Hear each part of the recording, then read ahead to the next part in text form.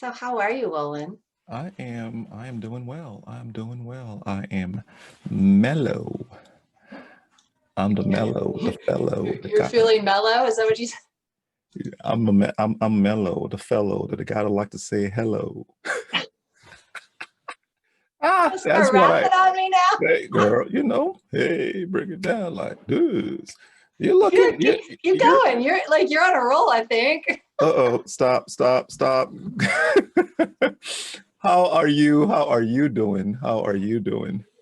I'm well. Of course, I'm trying to figure this out. It's funny, like people are messaging me right now saying, "Where do we find the link and where do we?" And I'm like trying to do this as Really? we talk. There's Tell- got to be a better way, to do this because every time I try to pull it up, um, it's taking me to your page, but Uh-huh. it's not pulling up. It's not showing me the live Oh, hold up. There we go. piece. There it is. Oh my goodness, it was on private. Oh, that's why. Now, Okay. why would So people refresh might, it? okay, now I can share it. There you Uh, go. Oh my, why is it? Why was it showing private? Wow. And I didn't set that like that. Anyway. okay, so now it's on my timeline and I will let that be and focus on us here. So I'm gonna get out of that too so that it doesn't take up juice here. It's okay. You're good. You're good. You're good. Let me switch it to this screen and this isn't technical difficulties. This is working, producing your own show. This is what it looks like. That's right. That's right. That's right. So how are you? How are you? You look really, I mean, you're smooth. Got the necklace, Smooth. you got the sweater or the shirt, I'm trying to look a little festive, for you're rocking Thanksgiving. it. You're rocking it. Looking good, girl. Looking good. Likewise, I was saying before, I don't know if this is to keep your face warm or what that is, but you're looking mighty sharp. Thank you. I appreciate it. I appreciate it. Well, now we've taken care of the Now that we're outer. through the flattery part of the There you show. know what? I said, now we've taken care of the outer beauty. Now let me find the inner beauty. Let me go in that beautiful mind because what is what is sexy? Define sexy to Oh me. God, that's such a good question. I love it when people ask that question, not just of me, but just in that, when you Yeah. hear somebody ask that question in general, like, Yeah. you know, you talked about the mind, and to Hmm. me, to me, and it's not goofy humor, although goofy sometimes can be good too when it's appropriate. But Gotcha. what is one of the sexiest things for me is intelligence. Yeah. But not intelligence where people are taking themselves too seriously or spending all their time up here. But when people are clever, when they're witty, clever, thoughtful, thought-provoking, Yes. that's sexy to me. Yes. Yes. Yes. Yeah. Sexy for me is that mind that's firing on all cylinders that when you hit here it gets there and you go on the other side, there's an answer, it flows, it just flows, and then it goes to the phase, and it's not, contrary. And who am I to define another person sexy, right? Where others, and I think for most people, when you're really in the right frame of mind, without the lust, without the all of that, there, sexy really is what we defined it as, the person, that person, that what the person brings, and everybody is sexy. Yes, everybody has the capacity to be sexy in themselves. I love that you said that too, because I remember long ago I dated, I've always tended to date men who were taller than me. My husband's Uh-huh. actually a little bit shorter than me. Gotcha. But the first guy I dated who was shorter than me, um, he was he was so sexy because he owned himself. Ah. Like he had this confidence. He had this, that when we own ourselves, we have nothing to own but ourselves, right? So when we're trying to own aspects of what we hope to be or what we're trying to be or what, like we can't pull that off. We really can't. We're trying to put, like, I'm trying to look the part and I'm trying to put on the whatever, and it doesn't matter. We could try all day long. We can't pull it off because that's not who we are. But when we do own who we are, and it's like, take it or leave it, it's unapologetic, you know, that's sexy. That's sexy. That is sexy. It's so true. And it falls back down to being authentic, right? I can't come here and say things who I'm not, be who I'm not, because I'm not letting my true essence flow.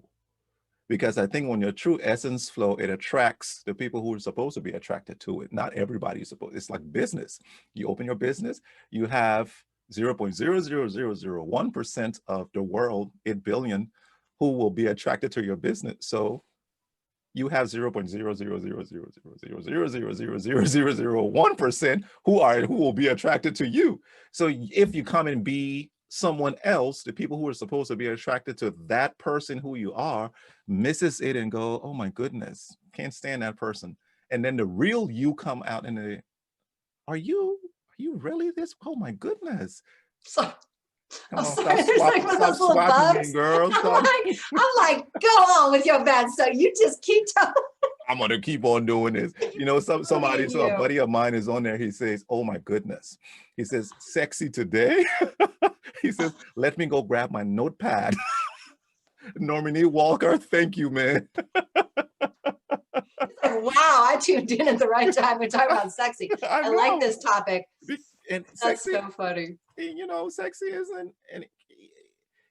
isn't showing muscles, showing, you know, your bearing yourself, right? Thank you. Well, you know, it's always been the case. Like, I mean, when it was my generation, when I was a preteen or a teenager, you know, it was the glossy magazines. Gotcha. Nowadays, it's the internet. You know, it's Instagram, it's, you know, and it's all these apps that change the way your face looks, and, you know, you could just totally alter it however you want. And these kids are looking at other people who are putting them out. I mean, half the time when I'm going through my Instagram feed, you know, and I'm seeing people who are, you know, trying to get me to follow them, and I'm like, you're half naked on your, like, I don't know what you're going for, but that's not what I want to follow. You know, I guess there's people out there who do, but I think it's so important that, again, to this point of like not looking for what we think the world wants from us when it comes to anything. Sexy is one thing, correct. But you know, it really isn't, you can't find it out here. I mean, I was just having this conversation with a friend of mine who I met in a workshop a couple of years ago. And she's thinking about, you know, going into coaching. And she's like, I just want to pick your brain on that because you've had some experience in the industry. And we were talking about how she on one side, she has this long, we call it the rap sheet, right? She has this long rap sheet. That's the intellectual her, right? Gotcha. It's the what's on her resume her. You know, she actually has a degree as a psychologist. She has a degree as an engineer. She has all these incredible skill sets, you know, and credentials in these high-minded places. And she said, so that part of me is battling with this part of me that is really spiritually opening up. And I want to use more of that because that feels authentic to me. But in this place over here, it feels like people might not accept that, or, you know, and gotcha. So she says, even when it comes down to what I call myself. And I said, well, so what do you call yourself? Like, just here between the two of us, if you needed to pick a word to call yourself, what is it? And she says, I feel like I'm a healer. And she goes, it doesn't mean I heal other people. It's that I hold space for them to be healed. I was like, okay, I understand that. And I said, so you get to call yourself that. And she said, but when I'm over here as an engineer and I'm calling myself a healer, I said, I hear that you're a corporate healer, right? You want to work in the corporate space, helping corporate, you know, because she's a systems person. Like she, you know, that analytical mind of hers, great system. You understand that, right? Great systems person. And she's looking to do it to help heal culture, heal legitimacy in organizations. Like we say, everybody wants to paint themselves as the I'm helping, and really the whole focus is just getting money. It's like, Yep. don't say you're trying to help if you're Yep. just trying to get money. Just say you're trying to get money, you know? Like, come on, let's call it what Oh, it is. stop. You're going somewhere. Uh-huh. Right. But I said, your intention is to create a space for healing. So call it that, the corporate healer, right? Or something Yeah. like that. And she was just like, I go, because you know what? I started doing that at the beginning of this year, where I was like, you know, I started to look around. I was like, I'm a visionary and I work with visionaries. Every single one of my clients are visionaries. As soon as I started calling myself, like, I don't work with anybody else. People are like, well, what if somebody comes along and they want to work with you and they're not a visionary? I'm like, I don't work with them because that's not my skill set. Wow. Right. Wow. And I have to stay true to that because I do my best work with visionaries. So as soon as I started claiming that space, now these people who didn't even know that that was available, you know, visionaries, we can oftentimes go along thinking nobody understands us and who would be there to support us, because half the time we're used to people not understanding which direction we're coming from and what we're saying. And so somebody's actually like, you're here for me? Yeah. You actually are skilled at working with people like moi? Like, I didn't know unicorns like you existed, you know? and until I owned it, I didn't either.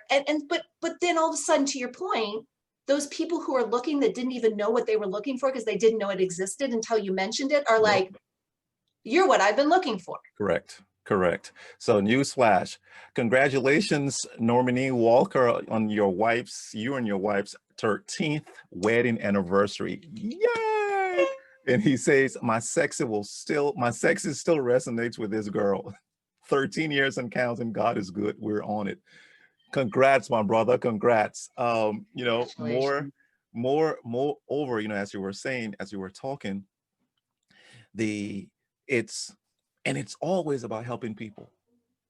I was speaking to Kathy Simmers. We talk every weekend. So we're talking last week, and she said, Wulwyn, the economy of heaven is different from the economy of the world. And I go, wow.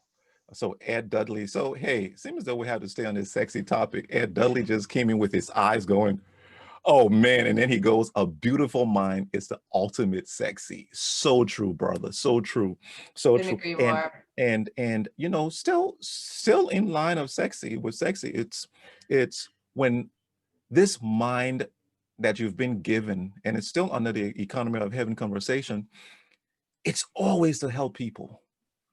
It's about giving value, and the world says it. What's your value proposition? What's your promise to the next person that you are helping relieve a pain of the job that they're doing? That's all what business is. And you're giving value to relieve the pain someone has, or what they're going through, or what their business is going through, in order for them to become better, to give what they're giving. So once again, you're giving your sexy mind to the business. You're giving your sexy mind to your spouse. You're giving your sexy mind to your friends. So the economy of heaven, the commerce of heaven, is us engaging not with, hey, money first. Tell me how much is this? No, but engaging with value. How can I help you today? How can I be of service to you? And there you go, in the person received that service, and where you say it's $10 for the service, and you're really going with a value-driven mindset, that's when you get the tip on top of that $10, on top of that 500. And a tip here really isn't high. Thank you. The tip here for a restaurant worker is excellent service, and you give them 15%, 20%. They receive that tip. Here's what a tip looks like when we're working as service value-driven individuals. When I do something for you and you give me a value exchange, $500, $1,000, $20,000. The tip is that referral. The tip is that testimonial. The tip is the word of mouth that they go around, that just keeps paying you over and over. So service oriented people who are listening, and that's to me and you and others. Your pay doesn't really do it for you. It's the tip that does it. Is that extra going above and beyond with your clients or with whomever you are engaging with, going, girl, you got me on some kind of pedestal here now. When you want in your relationship and you want to be treated as a king, you don't go and write edicts and say, treat me as a king. You treat the wife as a queen, and then she will start to treat you as a queen. Oh my God, that is so great. Look at Hey, you. uh, uh, uh. That's sexy. Oh, that's sexy. That is sexy. Sexy isn't being in the gym. Yeah, you go to the gym, you exercise, get it tight and all. Yeah, that's good. You being healthy. Yeah, Yeah. it's sexy too, Taking right? care of yourself is sexy. If Yeah, that's taking part care of of taking care of yourself, go for it. correct. But oh my goodness. That I heard a story, and I'm gonna get off this so you can come and chime in. I heard a story, someone saying they always wondered, and it backs what you were speaking about earlier. They looked at this guy on campus. He was the ugliest looking individual on campus. And the other brothers were pretty cool, right? And he says he looks at the guy and he says, oh my goodness, how can this guy be getting all the girls on this campus? So they call him in, hey, John, come here, man. John, come here. I said, John, man, you ugly. But John, man, how in the world you get the most beautiful girls? He says, I don't know. I'm just myself. I said, who are you? He says, well, I say what I say, I do what I say, and I'm a man of my word, and and that was his sexy, and people were attracted to that. And before I get up, I'm reading stuff here. I'm reading the comments. The comments are flowing. Pittman goes, thanks. Platform is very informative and impactful. Great work, Wulwyn and Traci. Your work is lauded. Thank you, Pittman. Truly appreciate it. And then Wulwyn Porte, he's in Liberia right now, so he is roughly 5 hours ahead. I like Tracy's point about visionaries. Trying to explain your perspective of an idea to someone who can't see beyond tangibles is almost impossible. They just can't see it. And I will let you jump in here, Traci. But Wulwyn, here's the deal. Where visionaries become even better effective is you being able to cast your vision in a way that the individuals who are in the present can run with it in order for the vision to come to. Come on, hit it, Traci. You go ahead. Yeah, you just hit so many different things. I'm like, ooh, chew, chew, chew. Okay, which one? Let's go in order. Yeah, you're gonna distract me with. I'm doing it WAP. No, first of all, I just have to say this is my favorite time of the year. Thanksgiving Thank is you. my favorite holiday. It really, truly is. It always has been because it's one of the ones that they just cannot commercialize. Yeah. I mean, other than the turkey and all that stuff, it's just about coming together, right? Mhm. And giving thanks, having gratitude. Like, what's better than that? So I just, I'm always in a good mood this time of the year. Gotcha. But one of the things you said kind of made me think, well, so a couple things. First, on the visionary platform, I'm so grateful and thankful. I mean, I always say to my visionary clients, I get front row center Uh-huh. seats on some of the most brilliant minds who are creating the next level, of where we potentially can be going, from a Yes. visionary standpoint. I get to support that every day, right? That I can't think of anything more, more fulfilling in my work. Mm-hmm. So being able to be that, but one of my clients said to me today, actually the client I was talking to right before I came on here, he Gotcha. said, the work you do with us is so important because it can be a lonely journey. To the comment that you just shared, is that it's very hard for people who are focused on the tangible to see what they haven't seen before. Correct. And yet visionaries, although they hold that vision, they don't hold it in a vacuum for themselves, right? The vision is for the collective. And so being able to kind of hand it back so that they can bring that value, that value can be brought forward is crucial and essential. And yet part of having the confidence and feeling sexy in what you got, you know, in your vision, is also knowing that there's somebody somewhere who understands where you're coming from, because we're still human too. Yes. We're not superhuman, you know, we're not superheroes. Yes. And it can, and to his point, he says it can feel lonely. So to have somebody who can hear it, see it, share it, and hold you accountable to it. Yep. To say, don't give up. I know that you're looking left and right and you don't see anybody there cheering you on, but know you're being cheered on in a space that you just may not be able to see, but you can access in different ways. Yes. Right? You can access spiritually, you can access, right? But you could also access back, because that's what I'm here for, you know? So, and if there's one of me, there's more than one of me. So trust that even if you only know one of me, there's a whole bunch of us, and we're all standing behind what you're bringing to the collective. So I think that piece just needs to be said. And visionaries are very resilient people.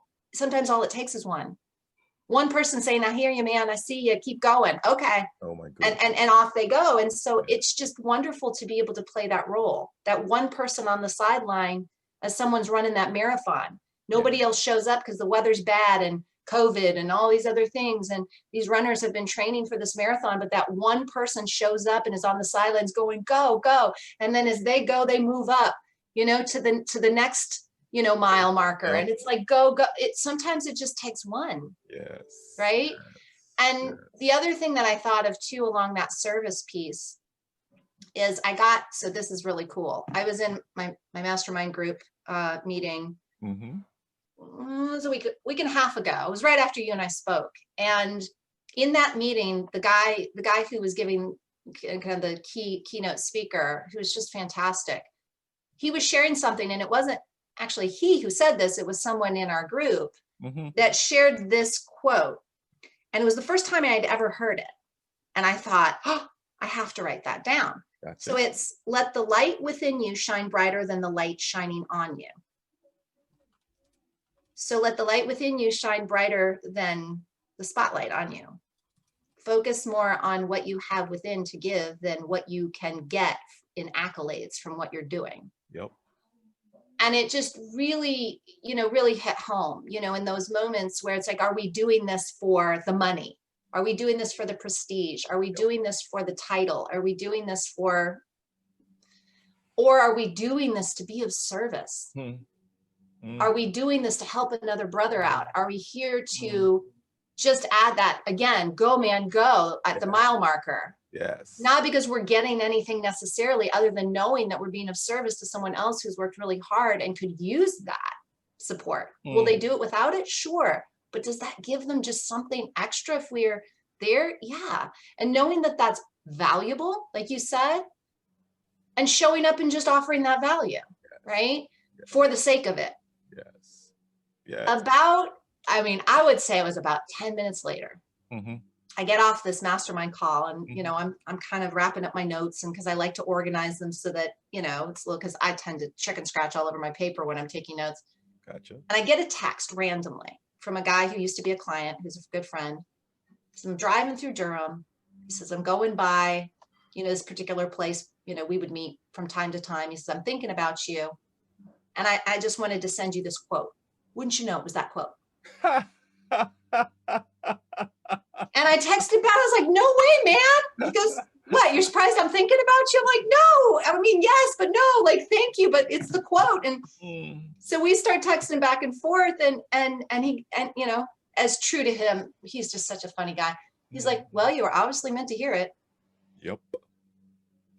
And it really has sat with me, you know, in times, I mean, there's been a couple times and since then where there have been some things going down, and it's like, why am I doing this? Am I feeling saddened or disheartened or disappointed or whatever? I mean, we all know what that means. It means I had expectations that got rerouted. But is it about that, right? Am I going to make it about the disappointment in the thing that was my choice to focus on, which is probably more about the light that was supposed to be shining on me, than projecting the light that's within me out into the world? So what's that showing me? It's showing me that I'm out of my lane. I'm off track. I'm out of focus. I get back in, in line, my accountability to my own values. So anyway, that's what I was thinking. Wow, wow. It's I like how, you're talking about, now that's itching now, right? I like how you brought in the the spiritual aspects, because I think it's spiritual that you get you get something from your mastermind group, and it comes back again through another person that's, hey, you got to hear this, you got to hear this.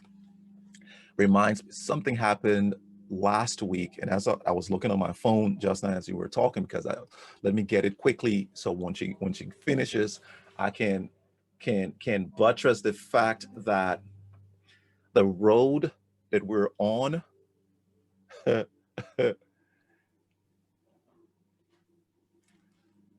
we're playing out a movie that has already been played.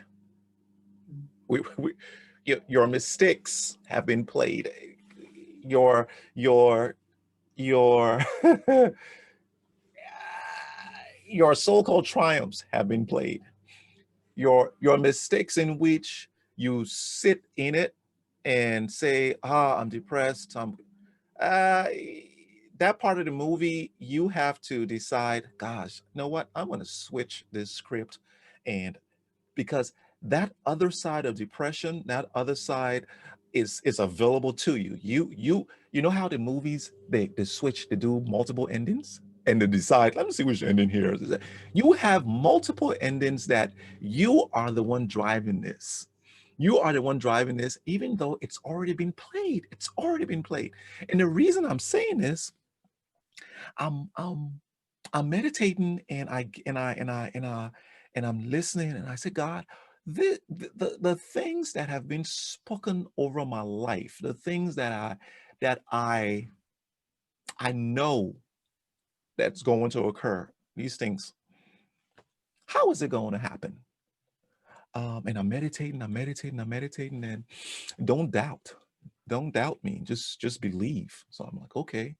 Then the verse comes to me, Isaiah 45:3, which reads, I will give you hidden treasures, riches stored in secret places, so that you may know that I am the Lord, the God of Israel, who summons you by name.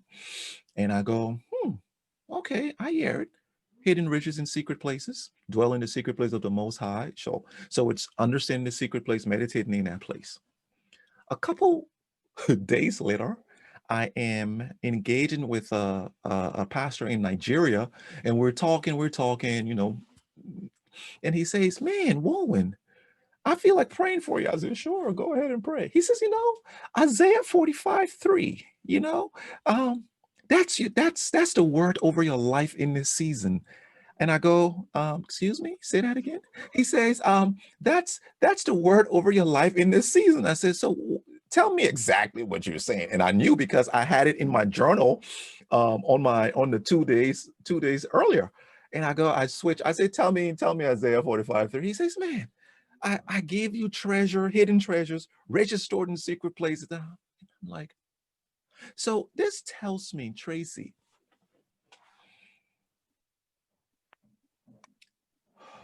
when you are, wherever you are in your sexy walk, this is everybody, right? Wherever we are in our sexy walk, where God is uncovering these beautiful the beautiful minds, oh my goodness, that He has placed in us, that where the world has come to say IQ is 10, or IQ is 110, or whatever it is. You can't measure your impact to the world based on IQ, because you have a nugget in you. Oh my goodness, you, Traci, Waldman, Phillips, me, Wulwyn Porte, you, all those who are listening, who will listen to this, you have a world changing thought in you. And the only thing that's keeping you away from it is trusting in your sexy, trusting in you going in your secret place and being silent and listening and meditating and getting that understanding of what it is that you have and believing and not doubting that you can go out and do this thing. Because how in the world Tracy Wallman Phillips can be writing a book? How in the world can Ben Franklin be who he was? How in the world could these people, because they believed it and because they were visionaries and they had their cheerleaders going from mile marker to mile marker. Hey, you can do it. You can do it. And even if you don't have a cheerleader, cheer yourself. That's it. Yeah, That's it. Well, you know, and I love that we both had that same kind of overlap of like quote and excerpt from the Bible, you know, at the same time. So those signs, I call them the breadcrumbs, right? Where pay attention, right? Pay attention to the support that's all around you, the love that's all around you, the story that has been written, as you said, it already written. And yet we have free will. And part of that is awareness. yeah. Right. And I mean, I know I've talked about this here before. It's that pattern of awareness to engagement to ownership. Part of sexy is owning who we are. But before we can own it, we have to become aware of it and engage with it. Right. We got to try it on and hey, and oh, I don't know, my hair's not looking so good this side. Maybe I'll, you know, and we got to we got to test it out. We got to throw that spaghetti up against the wall and see what sticks. And sometimes it sticks once and we try it again and we're like, ooh, second time, not so much, you know, but so we keep engaging, we keep engaging. And while we're doing that, sometimes we feel we're missing the mark, you know, and sometimes it can feel like I was saying to a client, he said, Jay's going, he's telling me this, that it's been an ongoing thing that's going on in a family dynamic. And I said, what if that piece that's so saddening and so it's causing grief in you that you're feeling and you just are waiting for the light at the end of the tunnel, you know, and you're like, when is it going to stop feeling so heavy? When am I going to stop feeling like the bad guy? When am I, you know, because I feel like I'm good. I'm doing this for good reason. I'm being very intentional. You're holding me accountable to my lane. Why is it that it feels so uncomfortable still? And I feel like it's not going right because it feels uncomfortable. And I said, well, have you ever done a detox cleanse? Have you ever heard of the concept of healing crisis? I said, what if your energy is to the dynamic that is the family? What if your energy is the healing energy, right? When you have a diseased body and you influence it with healing, with nourishment, with good energy, what's the first immediate response of that diseased system is rebuke, kickback, pushback, resistance, because it doesn't know what to do with the healing energy because it's so used to being in a diseased state. Yes. So that's what we call the healing crisis. The first time we infuse the good supportive healing energy into a system that's diseased, it feels uncomfortable. Yep. I said, what if that's what's going on?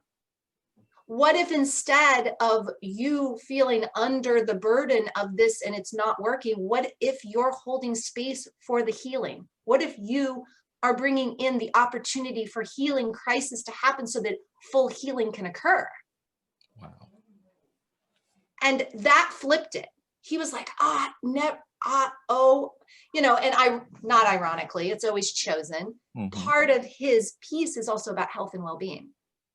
He spends so much time learning about those aspects. I'm like, everything is congruent with you showing up in health and wellness, honoring other people and their opinions, honoring that they're going to have different ways of handling this in the dynamic, honoring. So you're not, and it's not about right or wrong. It's not about you're the winner and they're the loser. The whole point and the reason why this can be a healing crisis is because you're coming in as a win-win energy. The others are trying to win and they want you to lose. And you're still coming in going, there are no losers. We all get to win. That energy can only be for healing, which means it is operating under healing, and the healing force is bringing healing, whether you feel it now or not. You're just going through the eye of the storm. You're going through the, you know, through the most, we all are in 2020, and it's gonna get a little bit more rocky. I hate to say it, but you know, before it starts to even out, but I just want people to know that no matter how dark it gets, if you stay in alignment with the truth of who you are, that's sexy in you, everything you came here to do, be, and create, it is going to bring good stuff. It is going to have a positive impact, even if on some levels, at some times in that dynamic, it looks the opposite. It is the irony of it. I mean, he was telling me that one of the people who he's kind of going at odds with was trying to throw him under the bus by telling everybody that, oh yeah, he's a real good salesperson. And I said, so is that a positive or a negative comment to you? He says, well, it's negative. I mean, they're looking at me as how I'm trying to sell them. I said, well, what makes the best salesperson? What makes for the best salespeople out there, right? Are the ones that naturally, inherently know how to build rapport, how to build relationship. They're relationship gurus. That's what makes true sales good. Not the manipulators. We can sense those a mile away. Those the typical used car salesman kind of personality. But when somebody calls you a salesperson, that person may be using it in a derogatory sense, but in the irony of it is it's probably one of the greatest compliments when it comes to your ability to build relationship. Wow. And I said, so we can take it as the negative thing because they're trying to be the winner and they want you to be the loser. It's going to come across as negative, but is it really? Because the thing is, they're kicking back. It's like that system, the disease system with the healing influence coming in. They're going to kick back on what they don't have. They're going to kick back on what makes them feel worse about themselves. When somebody comes in all love and all healing and all win-win, and you're all over there feeling competitive and squishy and, and defensive and, like that happy person when you're in a funk pisses you off. We don't like the happy person when we're in a funk because it's not in alignment with our energy. But does that make that happy person bad? Right. No, right. It doesn't make us bad either. But the whole point being, we can take the translation of the person who's trying to bring us down because they're not owning themselves. Correct. They're not seeing their value. They're not, being in their sexy. And then suddenly not be in ours because they're projecting their stuff on us. Yes. Or can we go, ooh, I really got it today. I am making everybody feel, anybody who's not in their rightful self is feeling all ill at ease. I must be doing something right. I mean, no, we're not trying to rub it in. We're not trying to make people purposely, react. But that's the kind of instigation and poking the lion that can be healthy.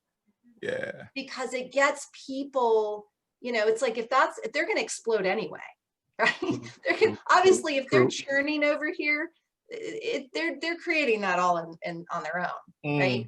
You poking at it a little bit with some healthy influence is not going to make it worse. If anything, it's going to add something positive, whether that overrides it or not. I mean, that's not our job. We're not trying to force it down on anybody. But if you keep planting those seeds of what is authentic and right within you, what feels in alignment, trusting your gut, using those internal gadgetry senses. Yep. It's like we got all the gadgets on the outside telling us, what to do and what to think and what to be and how to react. But it's our inner gadgetry we need to start developing more.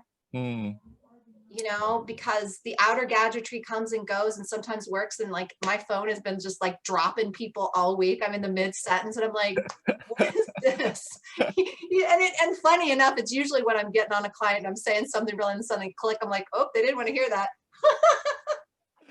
Oh goodness. So you're saying so Cornelius comes on. Hey, so ladies and gentlemen, welcome. If you're just joining, this is Eavesdrop in the Moment with Traci Phillips and Wulwyn Porte.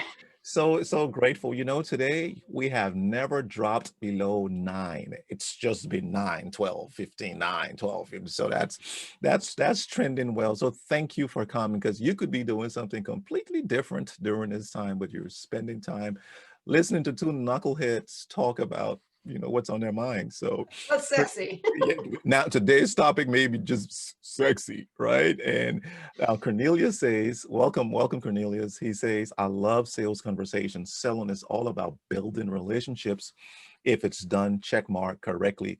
As you were speaking, Traci, to oh my goodness, I don't know how our conversation, see, this thing just goes, and the conversation just goes, and I love it. I love it. I love it. You were talking about if you're in a situation where you're uncomfortable. Are you stay there, do what you're supposed to do. Maybe you're supposed to be the one who heals and makes the situation better, right? I've I sat and I found something out about myself last week. And, if team, and I say team, individuals out there, if you do not take the time to spend time with yourself, please start spending time with yourself. That's intimacy. You see, you think, so you're spending time with your spouse, you're spending time with your friends, you're getting to know them. When you spend time with yourself, you get to know yourself. It's called introspection. So you're there inspecting self, turning the lens on yourself. So I'm turning the lens on myself, and I'm going, okay. You remember we talked 2 weeks ago and 2 weeks before that, that I was kind of offended with, oh my goodness, how could we talk politics in church? And how could you be, and I think it was me learning alienation in the process, right? What alienation feels like in the church. So I started to think, what's the pattern, Wulwyn? What's the pattern? And it's in line with you, when you're going through something and you have that offense or feeling like you are on the other side and everybody's on the other side. I started to think, when I'm offended, every single time I'm offended, habanero ghost pepper level, not chili pepper level, or just some little pep. So 1 to 8 Schofield, no. 1 to 8 offense, I will quickly come to you and tell you, I don't like what you did, da da da. But Schofield ghost level, I am going to sit down and process, because the way I express myself when I'm offended at 8, 9, and 10 is different from 1 to 8, 1 to 7. So I have to process, because I get emotional, and in my emotions, I may say certain things, not out of order, but something I wouldn't have loved to express in that form. Mm-hmm. So I'm looking at it and I see I was offended once recently, maybe roughly last year. Let's say not recently, last year. And in the offense was for me to become graceful, to learn how to be graceful. And I go, but they offended me. In the end, I was like, oh my goodness, I learned how to be graceful.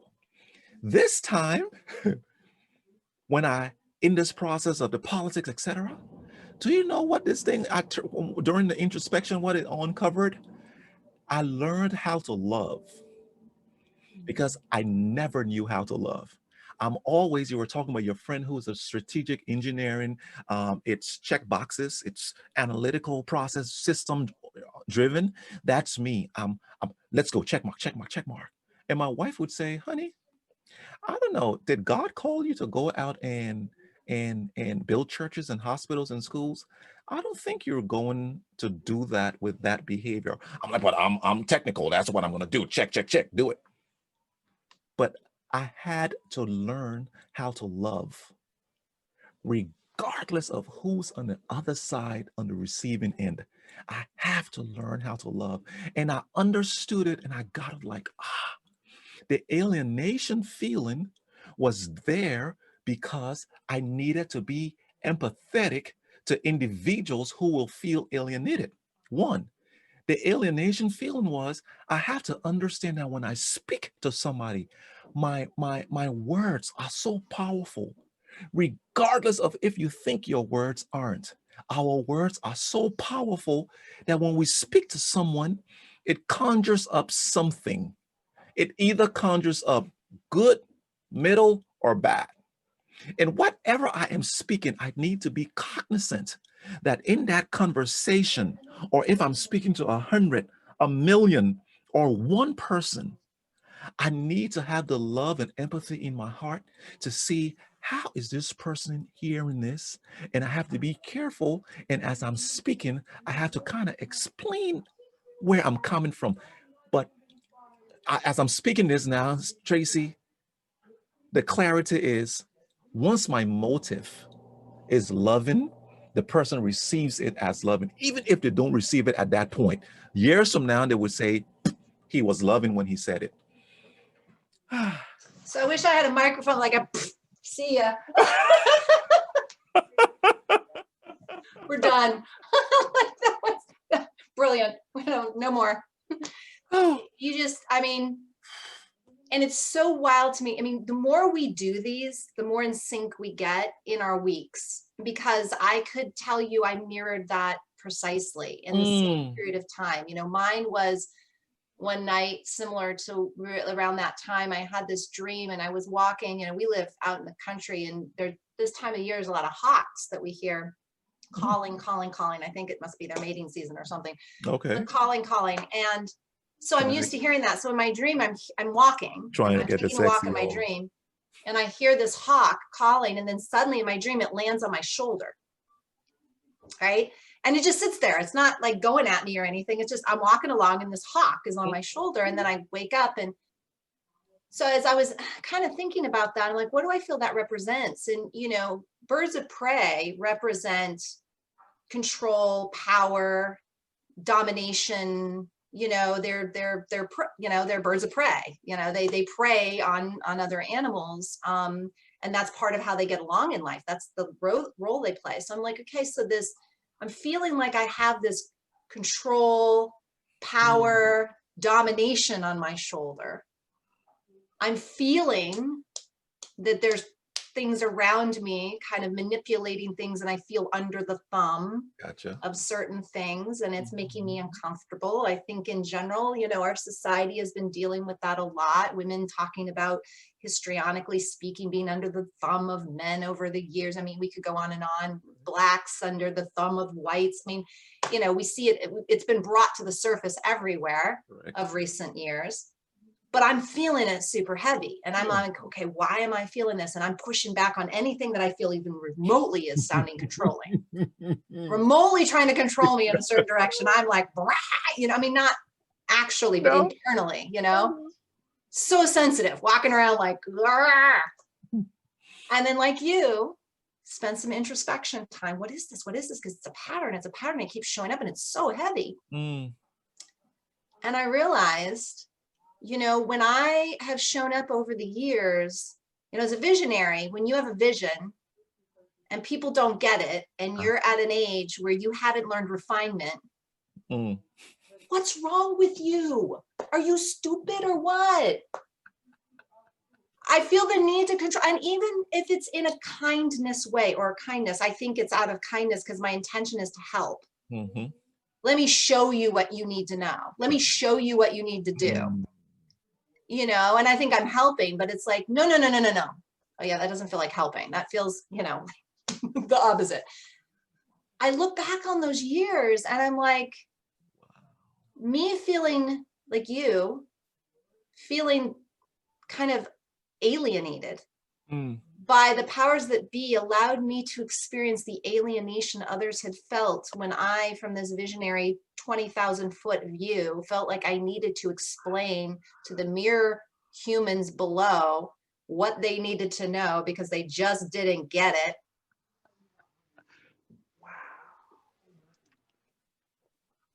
Was it a humbling moment?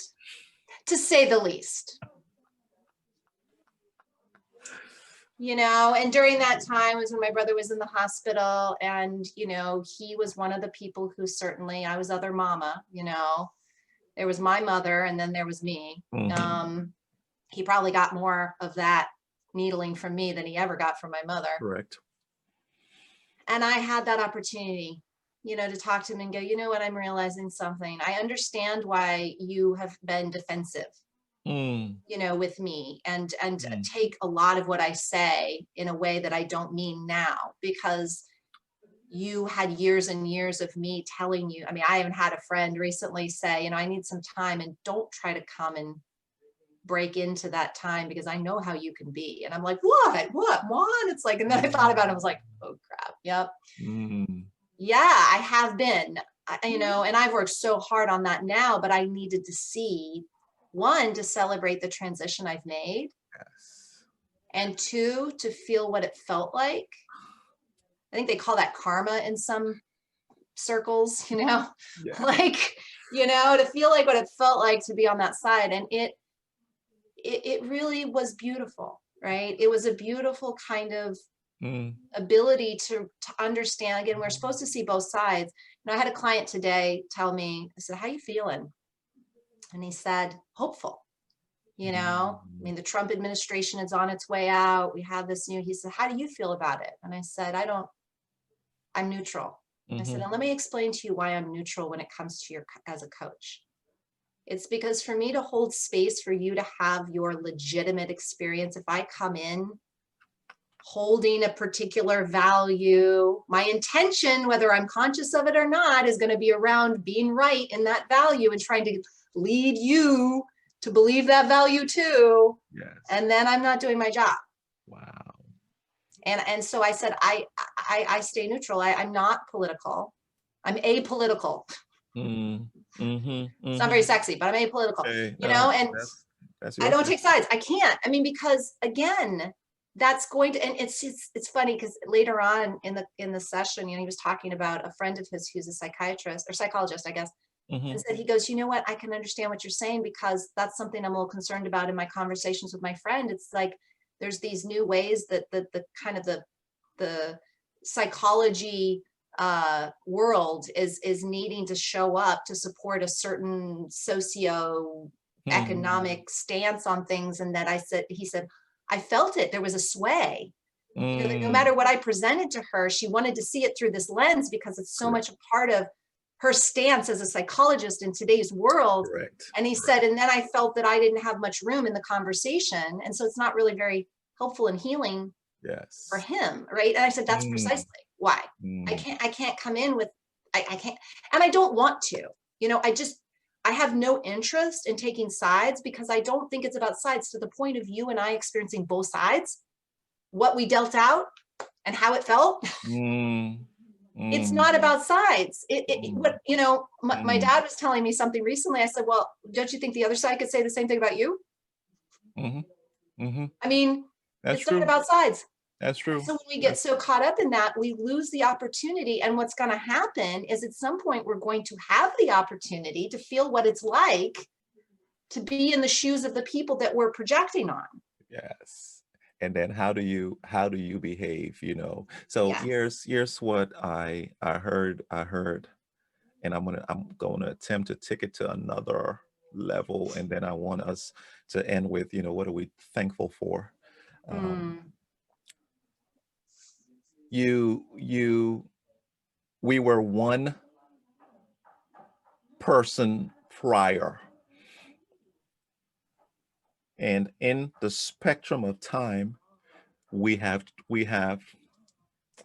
changed, we have metamorphosized into something different. The person who saw me at the beginning or the middle of my spectrum has a particular ideology about who Wulwyn or who you are, you who are listening. When you engage them in this part of the spectrum where you've changed, be graceful to them, the fact that they don't know who you are, they know who you are there. Their verbiage will signify that. Be graceful and give them chance to see who you are now. Because in letting them see who you are now will change their mind or give them a different thought process to say, And it's usually someone else telling them, Traci has changed. Traci, please. that Traci is until they come and engage with you. That's us who are on the receiving end. Now, the other side, the person who's engaging me from time past and thinking that I am still that time past Wulwyn version rather than this version, I want to speak to you and us because we're either or at one time or the other. We need to be graceful also in that process. And to ask are you still the crazy one? Or are you still, oh yeah, I'm still kind of crazy, but I've learned some new crazy that takes care of the old crazy. Let us be graceful to individuals because, believe it or not, God has a sense of humor. That person who you thought of in that is still in that spectrum could be the key to open up a door for you to go to whatever next level you have. So let's be graceful, oh my goodness, and loving. Let's be graceful and loving in our engagement with ourselves. We've said this over and over on this show. And in our engagement with people, because we've just explained how it felt. You were speaking how your brother, you were the poker, and you see how he feels. And I know how I felt because I know I've been yapping, but I have to be graceful. I have to be empathetic. I have to be loving in my conversations. Traci, what are you thankful for, dear? I'm thankful for moments like this. You know, I've said this before, it helps hold me accountable to what is so important to me, which is truth and growth. You know, and to see ourselves, I love what you said about introspection. I think you did a really great job in like 3 words, I think, to describe what introspection is in such a great way. You know, that is so important. You know, we rely on other people to hold us accountable, but when we can do it in love and grace and that makes it a safe place for us to be vulnerable in that change, to be transparent. Because otherwise, if we feel we're going to be bullied or made fun of or made to feel more uncomfortable in this moment, that we're trying to be humble and admit that we've done things that we're not necessarily proud of or comfortable with or whatever, and we're like, yeah, you did that thing, you know, it's like, it makes it a little bit more challenging. So I love what you've said about that grace. The other thing is, I call it the gilded cage. A lot of times when I talk to clients and they say, oh, my father will never change, my brother will never change, my cousin will never change. So, well, you know, the thing is that if you say that, then even if they did change, you would never see it. Because you're looking through a lens of they'll never change. Correct. And you're holding them in this cage of what was. And so in order for you to ever be able to benefit and see the changes that they have made, which guarantee we all change, you have to believe that they can, and you have to be open to see them anew every day. And that can be challenging when people have done things to, sorry, I have these little bugs that keep can be challenging when people have hurt us, when they have harmed us in some way in our esteem. Yes. And yet, I love what you said is, and I was go as far as to say they are a key in us getting to that next level. When people come along and play a role in our play, and maybe they're playing villain, because we need a villain in order to create a scenario that we have a lesson that we learn from. Yes. And their soul is willing to play that role. That's not an easy role to play. I'll play the villain. You know, not a lot of people like that. I want to play the hero. I want to play the good guy. But somebody who's willing to play that antithesis in order for us to have the lesson is a loving thing from a soul perspective. And so the spirit that we are gets to be gracious to the spirit that others are and to the journey we're on. And we will find at the very least that we have a different experience in this lifetime. We're going to be, I mean, remember how we felt so resistant, so just all curled up and just, so, you know, I'm grateful for these moments to be able to talk about it out loud and to share it in a space that is safe. Yeah. And is honored and is celebrated. And to share that with other people. That's what I'm grateful for. What about you? I'm grateful for having this kind of sexy, right? I'm grateful for us coming in here and being sexy and not having any other undertones. You know, we platonically say, man, you sexy. Yeah, you sexy. High five, boom, we go. Right? That's another level. And it's us. I'm just grateful. I'm thankful for you. And I'm grateful and thankful for 2021 because I can't imagine I'm envisioning the two red chairs. Remember the two red chairs, the table in the middle, Yeah. an auditorium full with where our peoples are. And when I say our peoples, people who have come and listened to us, thank you. I'm grateful for them. And us just being in person, and we talk for 45, 1 hour, and they ask questions and they come and give their comments on what we talked about. Can you imagine how rich and different that is? And it's recorded and it's live, and we can package it and share it. That's what I'm grateful for. I'm thankful for that. I want to add something quickly to that vision I just thought of. So back in the day when Oprah Winfrey used to have her original Oprah Winfrey show, she used to stand in the audience with a microphone, right? And she would, you know, she would walk around and ask and have people talk. Like I just had the vision that we're sitting up there and there's somebody out in the audience with a microphone, and people get to share, and it's a big table discussion, you know, between what we're talking about here and the audience. Face to face, though, I think there's something that we get back to that we're going to be so grateful for when it happens. Yes. You know, is when we get to be in human contact with one another again in a space that's shared, because there's something so sacred about that. Yes. And I'm really looking forward to that. Tracy Phillips, as you eat tomorrow, take a bite for me. And as I eat, I will take a couple bites for you. Have a blessed one. Thank you so much, my friend. Much love to you and all of you for being with us today. I know you had extra time, and thank you for spending it with us. Definitely. Love you guys. Bye-bye.